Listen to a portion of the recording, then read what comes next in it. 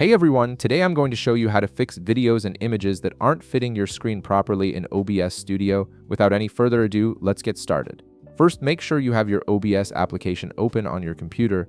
Once you're in, direct your attention to the bottom left corner of your screen where you'll find the Sources panel. This is where all your video inputs, images, and other media elements are listed and managed. Now, let's say you have an image source that's not displaying correctly on your screen.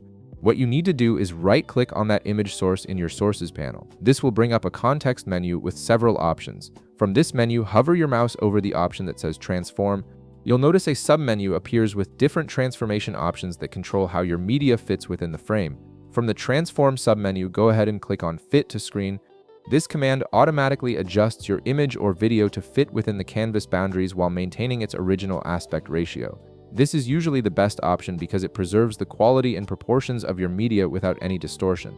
However, in some cases, the Fit to Screen option might not give you the exact result you're looking for. If you find that your image or video still doesn't cover the entire screen the way you want it to, don't worry. There's another option that gives you more coverage. Simply right-click on the same source again, hover over Transform once more, and this time select Stretch to Screen.